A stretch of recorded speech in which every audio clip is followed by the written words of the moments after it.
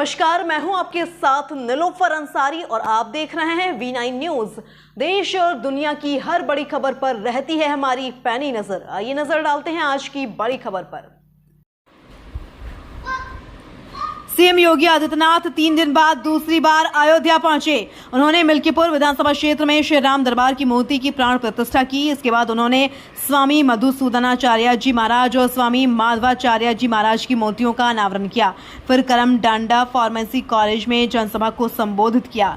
योगी ने बांग्लादेश में हिंदुओं पर हो रहे अत्याचार पर कहा, दुनिया के किसी कोने में हिंदू प्रताड़ित होते हैं तो ऐसे लोग भी हैं जो कभी आवाज नहीं उठाते। ऐसे लोगों को वोट बैंक ही दिखाई देता है। हिंदू की रक्षा करना, उसके जीवन को संरक्षण देना और आवाज उठाना हमारा दायित्व है। हम इस दायित्व का निर्वहन जीवन भर करेंगे। अयोध्या से ब्रजेश सैन की रिपोर्ट। बहनों और भाइयों, इन पूज्य संतों ने अपना पूरा जीवन लोक कल्याण के लिए समर्पित किया था, धर्म जागरण के लिए, धर्म के अनुरूप अपने कृतित्व के माध्यम से अपने कर्तव्यों का पालन करते हुए देश और समाज को उसके अनुरूप चलने की एक नई प्रेरणा दी। पूज्य स्वामी मधुसूदनाचार्य जी महाराज रहे हों, एक लंबे समय तक उन्हें इस धराधाम पर अपने आशीर्वाद से अयोध्या धाम के साथ साथ पूरे देश के अलग अलग क्षेत्रों को अभिसिंचित करने का अवसर प्राप्त हुआ।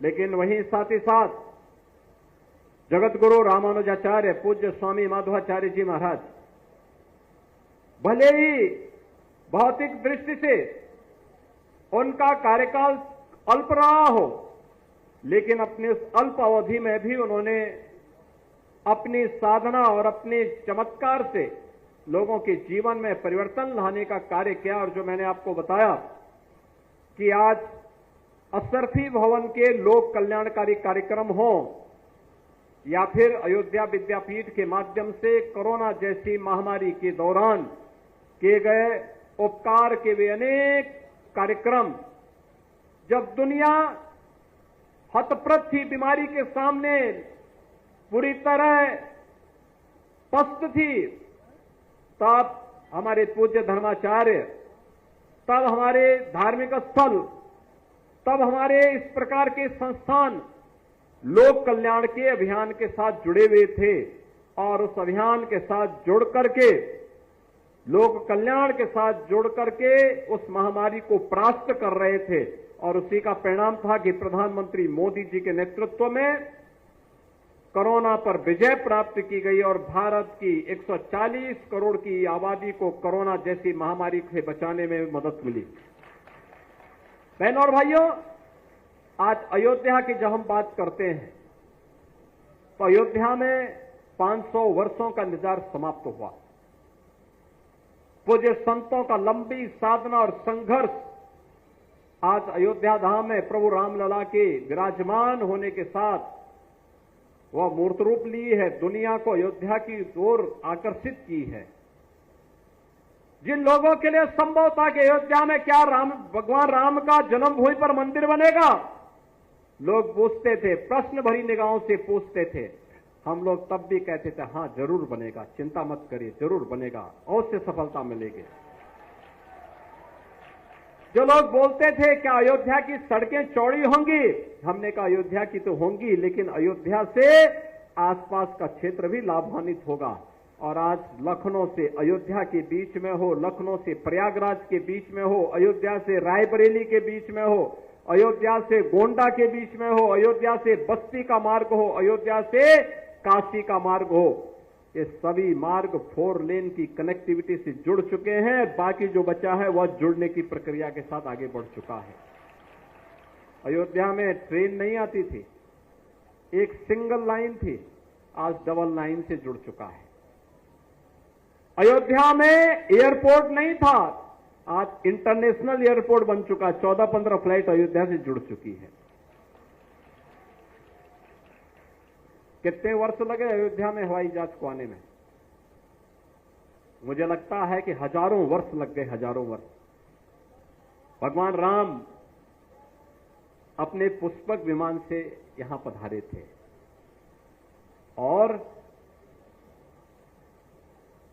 पूरा द्वापर चला गया, कलयुग भी अपने एक लंबे कालखंड को संपन्न कर चुका है।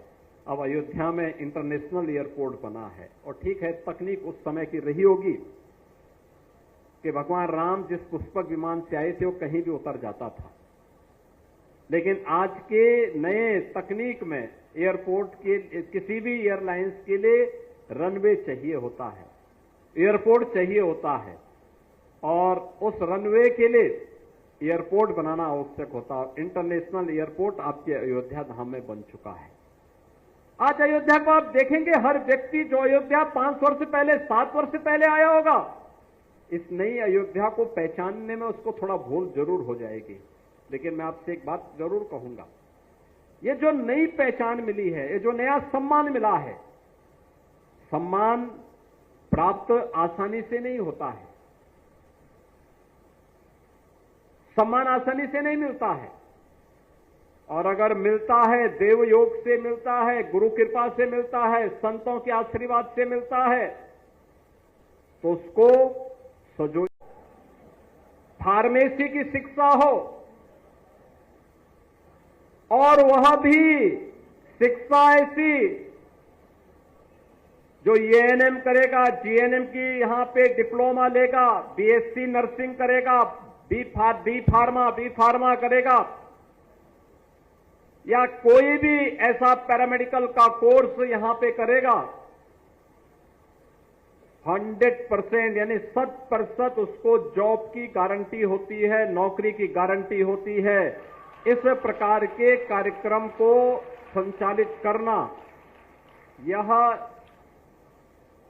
पूज्य संतों के आशीर्वाद के बगैर संभव नहीं हो पाता है। और मैंने इसीलिए कहा, जब गुरु मूर्तियों की और पूज्य संतों का आशीर्वाद और उनकी साधना मूर्त रूप लेती है, तो वह लोक कल्याण का माध्यम ऐसे ही बनता है जैसे अयोध्या विद्यापीठ के माध्यम से संचालित एक पाठ्यक्रम आज यहां पर कर रहे हैं। और आज उसी कार्यक्रम के लिए मेरे कार्यक्रम और जगह थे, लेकिन मैं अभी 2 दिन पहले ही अयोध्या आया था, और अयोध्या आगमन के समय जब मेरे पूज्य महाराज से बातचीत हुई तो उन्होंने इस बारे में चर्चा की कि मेरे पूज्य गुरुदेव और आचार्यों की प्रतिमा की स्थापना का कार्यक्रम है, अगर इसमें आपका आगमन हो जाए तो मैंने कहा ये तो मेरे लिए सौभाग्य की बात है कि जिन पूज्य संतों का पूरा जीवन देश के लिए, धर्म के लिए समर्पित रहा है, अगर इस समारोह में मुझे